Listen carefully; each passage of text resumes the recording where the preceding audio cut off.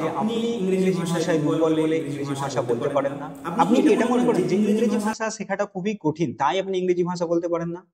ওকে, আপনার ভাবনা যেমনই হোক না কেন, আমি আপনাদের আজকে এই ভিডিওর মাধ্যমে বলতে চাই, আপনি যদি এইভাবে ভেবে থাকেন, আপনার ভাবনাটা সম্পূর্ণ ভুল।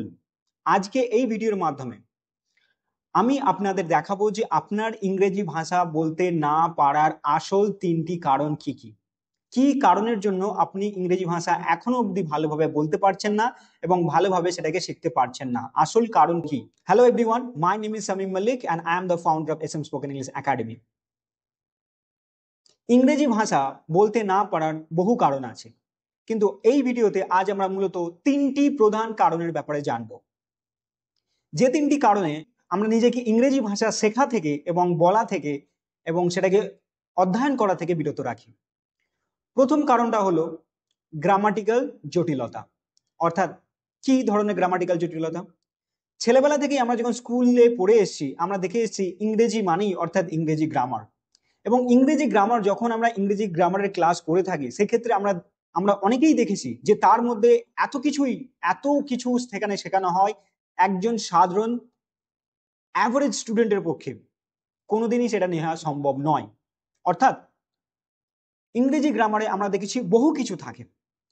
প্রথম থেকে আমরা যদি শুরু করি, noun, pronoun, verb, adjective, subject, object, clause, joining, narration change, voice change and many more things, যেটা অনেকে চাইলেও সহজে নিতে পারে না বা নিতে চায় না। অনেকে এতটা পরিমাণে পড়াশোনার ধকল নিতে পারে না। হ্যাঁ, কিছু কিছু স্টুডেন্ট থাকে যাদের খুব ইচ্ছা থাকে সবকিছু ব্যাপারে অতিরিক্ত জানার, তারা তো করে নেয়, তারা তো সেই 1% স্টুডেন্টরা, তারা তো গ্রামারটাকে বুঝে নেয়, কিন্তু তা সত্ত্বেও সমস্যা সেখানে থেকে যায়। আপনি গ্রামারে ভালো এর মানে এটাই নয় যে আপনি স্পোকেন ইংলিশেও ভালো হবেন। তার নির্দিষ্ট কারণ আছে, যা আগামীতে এই ভিডিওতেই আমি আপনাদেরকে বলে বোঝাবো। কিন্তু আসল কারণটা আপনাদের বুঝতে হবে যে আমরা গ্রামার নিয়ে এতটাই মাতামাতি করে ফেলি, গ্রামার নিয়ে এতটাই আমরা অবসেস থাকি যে আমাদের আসল যে উদ্দেশ্য ছিল ইংরেজি ভাষা বলা ও শেখা, সেটা থেকে আমরা বিরত থাকি। আমাদের এমন এক সিস্টেমের মধ্য দিয়ে আমরা যাই, সেখানে গ্রামারকে এতটা কঠিন করে আমাদের সামনে উপস্থাপন করা হয় থিওরিটিক্যাল দিক থেকে, যেটা আমরা ভাবি যে এত কঠিন যদি গ্রামার হয় তাহলে মনে হয় আমার পক্ষে কোনোদিনই ইংলিশ ভাষা বলা সম্ভব নয়।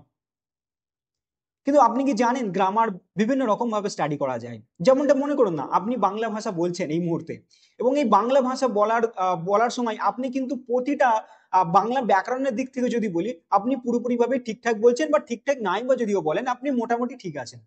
কিন্তু তার মানে কি এই যে আপনি এই যে বাংলা ভাষা বলছেন এবং বাংলা ভাষা বলার জন্য আপনি প্রথমে বাংলা ব্যাকরণকে স্টাডি করেছেন, তারপরে এসে বাংলা ভাষা বলছেন?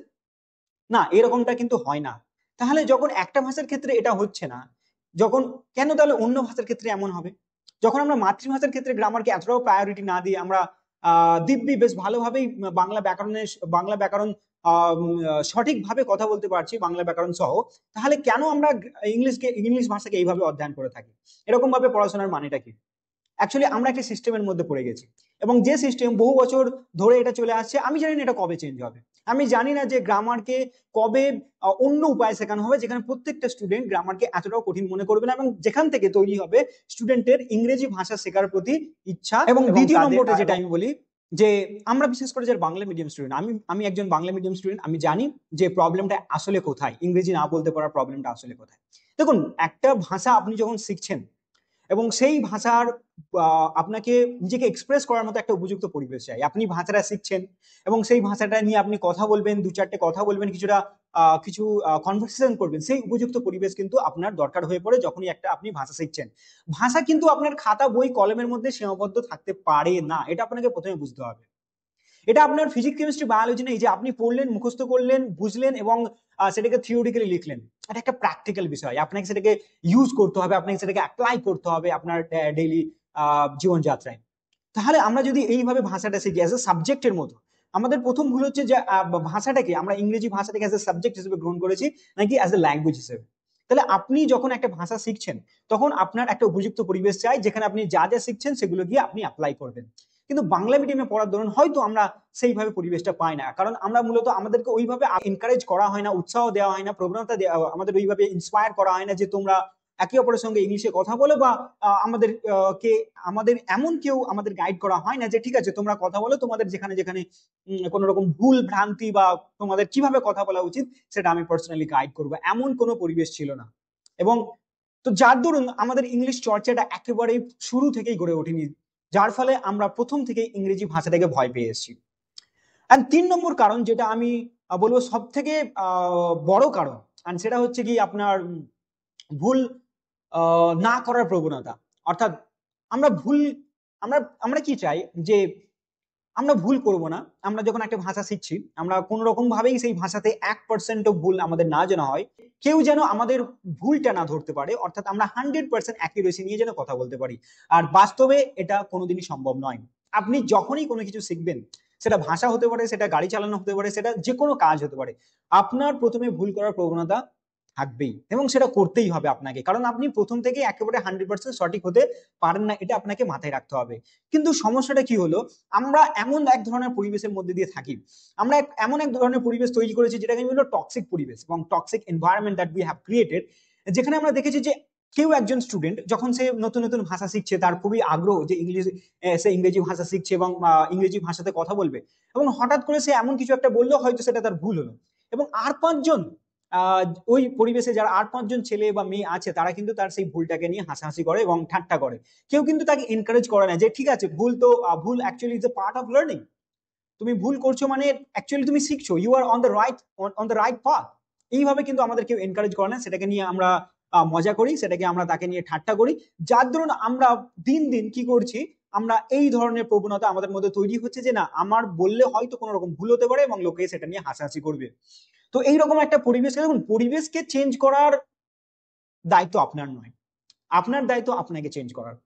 আপনি যদি চান যে এই ভাষাটা আপনাকে শিখতে হবে, তাহলে আপনাকে সেই পরিমাণে সেলফ ডিসিপ্লিন আপনাকে বিল্ড করতে হবে। আপনাকে এটাকে ভাবলে হবে না যে আমি যখন প্র্যাকটিস করছি, আমি যখন সবে শেখা শুরু করছি, নিশ্চয়ই এটা নিশ্চিত, এটা 100% শিওর আমি ভুল করবোই।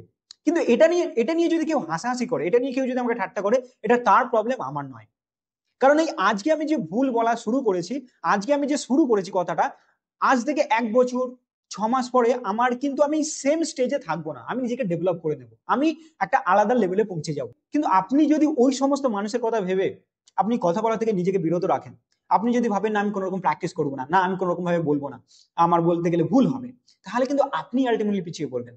তাদের কোনো যায় আসে না, তারা চায় আপনি পিছিয়ে থাকুন। মতো সময়গুলোকে Instagram and Facebook and all types of social media that you are using, you have to waste your time on this platform. But it is your responsibility to take control of your life and about your decision. আজ থেকে আপনি ভাবা শুরু করুন যে আপনি ইংলিশে দুর্বল নয়। আপনি যে পদ্ধতিতে ইংলিশটা হয়তো শিখছিলেন, আপনার যে মাইন্ডসেটটা ছিল, আপনার যে সাইকোলজিক্যাল প্যাটার্নটা ছিল, সেটা হয়তো ভুল ছিল। আপনি ভাবছেন আপনি ইংলিশে কথা বলতে গিয়ে ভুল বলে ফেলছেন, এটা আপনার ইংলিশের দুর্বলতাকে প্রমাণ করে না। This is the first stage of learning English language. এটাই আপনার প্রথম যাত্রা, এবং এটাকেই যদি আপনি অতিক্রম করতে পারেন, আপনার জন্য সাফল্যের পথ খোলা আছে। অর্থাৎ আপনি খুব সহজেই অল্প দিনের মধ্যেই ইংরেজি ভাষা বলতে এবং বুঝতে পারবেন, এবং সেটা খুবই কনফিডেন্সের সঙ্গে। কিন্তু আপনাকে প্রথমে এই সমস্ত দুর্গম পথের মধ্য দিয়ে আপনাকে যেতে হবে, আপনাকে অতিক্রম করতে হবে সমস্যাগুলোকে। তো আপনি যদি এইরকম ভাবে আপনার মাইন্ডসেট তৈরি করেন, আপনি খুব সহজেই অল্প দিনের মধ্যে ইংরেজি শিখতে পারবেন। আর বিশেষ করে আমরা SM স্পোকেন ইংলিশ একাডেমি, আমরা এখানে এমন এক পরিবেশ তৈরি করেছি যেখানে কোনো স্টুডেন্ট নিজেকে ছোট ফিল করে না, যেখানে কোনো স্টুডেন্ট নিজেকে দুর্বল বলে মনে করে না। প্রত্যেকেই এমন একটা এনভায়রনমেন্টের মধ্যে থাকে যে প্রত্যেকেই আমরা এখানে শিখতে এসেছি, এবং ভুল করা আমাদের একটা অংশ, আমাদের শেখার একটা অংশ। এই ধরনের একটা পরিবেশ তৈরি করা হয়েছে। And personally as a teacher I guide them on each and every step.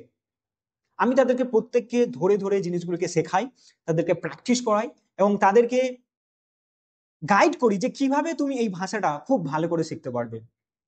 অর্থাৎ আমাদের তত্ত্বাবধানে একজন স্টুডেন্ট যে একদম ইংরেজি ভাষার কিছুই জানে না, যে ইংরেজিতে একটা সেন্টেন্স বলতেও তার খুবই ভয় লাগে, তার এটা মনে হয় যে আমি কি বলে ফেলবো, আমি জানি না এটা ভাষাটা কিভাবে বলতে হয়। সেই সমস্ত স্টুডেন্টকে আমরা 0 লেভেল থেকে শুরু করে অ্যাডভান্স লেভেলে নিয়ে যেতে সক্ষম হয়েছে because of our hard work and. তো আমাদের অক্লান্ত পরিশ্রম এবং কাস্টমাইজ লার্নিং প্রসেস এবং এই ধরনের একটা পরিবেশ যেখানে প্রত্যেক স্টুডেন্ট নিজেকে কনফিডেন্টলি এক্সপ্রেস করতে পারে, যার দরুন আজকে বহু স্টুডেন্টের পক্ষে এই ভীতিটা কেটেছে যে ইংলিশ ভাষা কঠিন নয়, আর ইংরেজিতে আমি দুর্বল বলে ইংরেজি ভাষা শিখতে পারছি না, এটা তার এক্সাক্ট কারণ নয়। আপনি যদি ইংরেজি ভাষা শিখতে চান, আপনি যদি কনফিডেন্ট ইংলিশ স্পিকার হতে চান, তাহলে এই নম্বরে দিয়ে আপনি কল করতে পারেন, আমাদের ইনস্টিটিউটে কল করতে পারেন এবং আপনি আপনার অ্যাডমিশন প্রসেস শুরু করতে পারেন, যেখানে আপনাকে আমরা 0 লেভেল থেকে advance level of the training দিয়ে থাকবো। আমরা বলি না আমরা অ্যাকচুয়ালি স্পোকেন ইংলিশ শেখাই, আমরা বলি আমরা স্পোকেন ইংলিশ আপনাকে ট্রেন করি। অর্থাৎ প্রত্যেক স্টুডেন্টকে ধরে ধরে তাদেরকে শেখানো হয় কিভাবে তারা ইংলিশ ভাষাটা বলতে পারবে, কিভাবে তারা নিজেকে ইংলিশের স্কিলটা ডেভেলপ করতে পারে, কিভাবে তারা কমিউনিকেশন স্কিল ডেভেলপ করতে পারে, কিভাবে তারা তাদের বডি ল্যাঙ্গুয়েজ ডেভেলপ করতে পারে। অর্থাৎ আপনার ওভারঅল ডেভেলপমেন্টের দিকে আমরা লক্ষ্য করে আপনাকে একজন সফল ব্যক্তি হিসেবে গড়ে তুলতে আমরা প্রতিশ্রুতিবদ্ধ।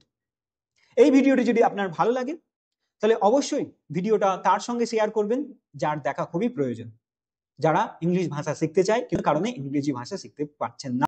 এবং ভিডিওটাকে লাইক করবেন এবং সাবস্ক্রাইব করতে ভুলবেন না, কারণ এই ধরনের মূল্যবান ভিডিও প্রতিনিয়ত আমরা আপনাদের সঙ্গে শেয়ার করতে থাকবো। So that's all for today's video. We will see you in the next video.